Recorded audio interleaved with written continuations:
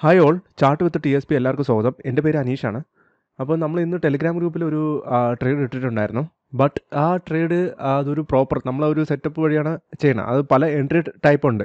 അപ്പം അതിൽ ആ ഒരു എൻട്രി ടൈപ്പിൽ വരാതെ വേറൊരു എൻട്രി ടൈപ്പിലാണ് അത് കയറിപ്പോയിരിക്കുന്നത്. പക്ഷേ ആ ഒരു ട്രേഡ് നമ്മൾ എടുത്തായിരുന്നു. അപ്പോൾ ടാർഗറ്റ് അച്ചീവ് ആയിരുന്നു.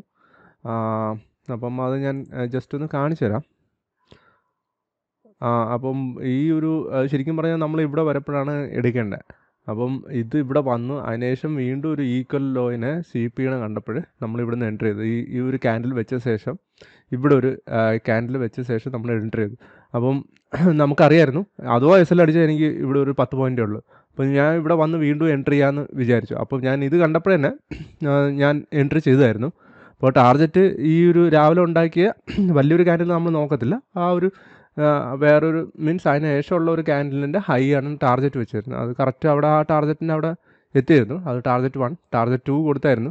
ബട്ട് അതിനുശേഷം ഇത് ഇങ്ങനെ തിരിച്ചിറങ്ങണ കണ്ടപ്പോൾ ഞാൻ അപ്പം തന്നെ അവിടെ നിന്ന് തന്നെ എക്സിറ്റ് ചെയ്തു. ആൾമോസ്റ്റ് ഇവിടെ നിന്ന് തന്നെ എക്സിറ്റ് ചെയ്തു. ഇതിന് നമ്മൾ ഇവിടെ എടുക്കാനുള്ള റീസൺ വേറൊരു കാര്യം കൂടെ കാണിച്ചു തരാം.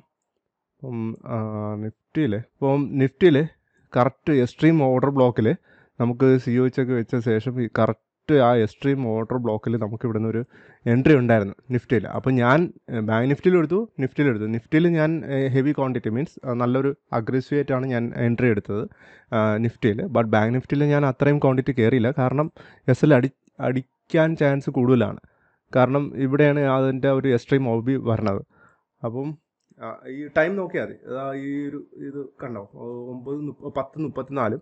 അതേപോലെ തന്നെ ഇവിടെ സ്വീപ്പ് ചെയ്ത് 10:33. അപ്പം ആ ഓർഡർ ബ്ലോക്ക് വന്ന് ക്ലിക്ക് ചെയ്യണം കണ്ടപ്പോഴാണ് 32 തന്നെ ആ ഓർഡർ ബ്ലോക്കിൽ വന്ന് ടച്ച് ചെയ്തു. അപ്പം ഇതും കണ്ടപ്പോൾ അപ്പം ഇത് വേറൊരു മെത്തേഡാണ്. അപ്പോൾ ഇതും കണ്ടപ്പോൾ ഇത് 10 പോയിൻറ്റും ഇതിൽ 7 പോയിൻറ്റേ ഉള്ളൂ SL. അപ്പം അങ്ങനെ നമ്മൾ അറ്റ് എ ടൈമിൽ ബാങ്ക് നിഫ്റ്റിയും കയറിയായിരുന്നു. അപ്പോൾ ഇതിൻ്റെ ഒരു ടാർഗറ്റ് എന്ന് പറഞ്ഞാൽ ഒരു ഹൈ ആയിരുന്നു. ശരിക്കും പറഞ്ഞാൽ ഇവിടെ ഒരു ഓർഡർ ബ്ലോക്ക് ഉണ്ടായിരുന്നു. ശരിക്കും പറഞ്ഞാൽ ഞാൻ ഇവിടെ എത്തിയപ്പോൾ ഇറങ്ങി. ഞാൻ കുറച്ച് ഒരു 2 പോയിൻ്റ് വ്യത്യാസത്തിൽ ഞാൻ ഇറങ്ങി ഇവിടെ നിന്ന്. കാരണം ഇവിടെ നിന്ന് ഓർഡർ ബ്ലോക്ക് ഉണ്ടായിരുന്നു. അപ്പോൾ തിരിച്ച് ഇറങ്ങുമെന്ന് എനിക്കൊരു ഡൗട്ട് ഇല്ല. കാരണം ഇവിടെ നിന്നും ഒരു ഈക്വൽ ഹൈ ഒക്കെ വെച്ചാണ് താഴോട്ട് വന്നത്. അപ്പം ഞാൻ അതുവരെയാണ് ടാർഗറ്റ് വെച്ചിരുന്നത്. അപ്പം ഈ 2 ട്രേഡും അങ്ങനെ എടുത്തു. അതിനുശേഷം നിഫ്റ്റിയിലാണ് 1.23. അതിൻ്റെ റീസൺ ഞാൻ പറഞ്ഞുതരാം. ഇപ്പം അതിൻ്റെ ഒരു നിഫ്റ്റി ഹൈ ക്രിയേറ്റ് ചെയ്ത് വീണ്ടും വന്ന് ആ ഹൈനെ സ്വീപ്പ് ചെയ്ത ശേഷം പിന്നെ നമ്മളൊരു സെറ്റപ്പ് ഉണ്ട്. അപ്പം അത് COH വെച്ച ശേഷം എല്ലാം വന്നെന്ന് ഉറപ്പാക്കിയ ശേഷം നമ്മളിവിടെ വന്നപ്പോൾ ഈ ഒരു എക്സ്ട്രീം ഓർഡർ ബ്ലോക്കിൽ വന്ന ശേഷം നമ്മൾ ഇവിടുന്ന് വീണ്ടും കയറിയായിരുന്നു. പക്ഷേ അത് നല്ലൊരു ഫാളായിരുന്നു. പക്ഷേ ഞാൻ ടാർഗറ്റ് വെച്ചത് റീസൺ ലോ ആയിരുന്നു. ബട്ട് അത് ഞാൻ ഹോൾഡ് ചെയ്തില്ല. ഞാൻ കറക്റ്റ് ആ ഒരു പോയിന്റിൽ ഇറങ്ങിയായിരുന്നു. അത് വെച്ചിരുന്നെങ്കിൽ നല്ലൊരു പോയിന്റ് കിട്ടിയേനെ. പക്ഷേ ഇതിൻ്റെ ഈ ട്രേഡിൻ്റെ റേഷ്യോ 2.8 ഞാൻ എടുത്തുള്ളൂ. ഈ ട്രേഡിൻ്റെ റേഷ്യോ 1:3 ആയിരുന്നു. പിന്നെ ബാങ്ക് നിഫ്റ്റിയിൽ എനിക്ക് തോന്നുന്നു 4 കിട്ടി. അത് കാരണം എന്ന് വെച്ചാൽ 10 പോയിൻ്റ് SL ഉള്ളായിരുന്നു. എല്ലാവരും അത്ഭുതപ്പെടുമായിരിക്കും ഈ 10 പോയിന്റിൽ നമുക്ക് ബാങ്ക് നിഫ്റ്റിയിൽ കയറാൻ പറ്റുമെന്ന്. അത് ശരിക്കും പറഞ്ഞാൽ പറ്റും. 10 പോയിന്റിൽ നമുക്ക് കയറാൻ പറ്റും. അതാണ് ഈ സ്മാർട്ട് മണിയുടെ ICTയുടെ ഒരു പ്രത്യേകത. SL വളരെ ചെറുതായിരിക്കും. ബട്ട് വലിയ ടാർഗറ്റ് നമുക്ക് വെക്കാൻ പറ്റും. അപ്പം ഇതൊക്കെയായിരുന്നു ഇന്നത്തെ ട്രേഡ്സ്. അപ്പം നമുക്കിനി നാളത്തെ ഇമ്പോർട്ടൻറ്റ് പോയിൻറ്റ്സൊക്കെ നമുക്ക് മാർക്ക് ചെയ്യാം. അപ്പോൾ നാളത്തെ വളരെ ഇമ്പോർട്ടൻ്റ് ആയിട്ടുള്ള ഒരു പോയിൻ്റ് എന്ന് പറയുന്നത് ഈ ഒരു 50 മിനിറ്റിൽ ഈ ഒരു പോയിൻ്റാണ് 19850 19841 ആണ്. അപ്പം ഇന്നത്തെ ഒരു ഇതിൽ 50 മിനിറ്റിൽ ഈ ഒരു ബോക്സ് മാത്രമേ ഉള്ളൂ. നമുക്ക് 1 മിനിറ്റിലൂടെ നോക്കാം. നിഫ്റ്റിയിൽ 50 മിനിറ്റിനകത്തുള്ള ഒരു ഓർഡർ ബ്ലോക്കാണ്. അപ്പോൾ അത് കുറച്ചുകൂടെ നല്ല എഫക്റ്റീവ് ആയിരിക്കും. അപ്പം ഇതിൻ്റെ സോൺ എന്ന് പറയുന്നത് 19843 19839 ആണ്. അപ്പം 1 മിനിറ്റിൽ ഈ ഒരു സോണ് വളരെ ഇമ്പോർട്ടൻ്റ് ആണ്. അപ്പം വേറെ 1 മിനിറ്റിലും വളരെ ഇമ്പോർട്ടൻ്റ് ആയിട്ടുള്ള ഒരു ഓർഡർ ബ്ലോക്ക് വേറെ ഒന്നും കാണാൻ കഴിയില്ല.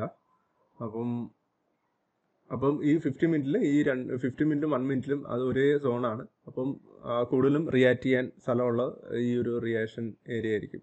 നമുക്കിനി ബാങ്ക് നിഫ്റ്റിയിലോട്ട് പോവാം. നമുക്ക് ആദ്യം 50 മിനിറ്റിൽ ആദ്യം നോക്കാം. 50 മിനിറ്റിൽ ഇതിലുള്ള ഇമ്പോർട്ടൻ്റ് ഉള്ള ഏരിയ എന്ന് പറയുന്നത് ഈ ഒരു ഏരിയയാണ്. ബാങ്ക് നിഫ്റ്റിയിൽ ഈ ഒരു ഏരിയയാണ്. അപ്പം അതിൻ്റെ സോൺ എന്ന് പറയുന്നത് 446229 445930 അപ്പോൾ 50 മിനിറ്റിൽ ഇത് പറഞ്ഞേ ഉള്ളൂ ഇൻട്രാഡേയിൽ.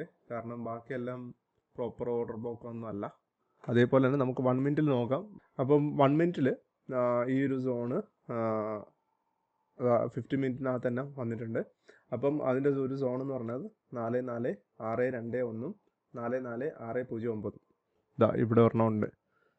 കാരണം അതൊരു ലിക്വിഡിറ്റി എടുത്ത ഒരു ഓർഡർ ബ്ലോക്ക് പോലെയാണ്. നല്ലൊരു പവർഫുൾ 44438.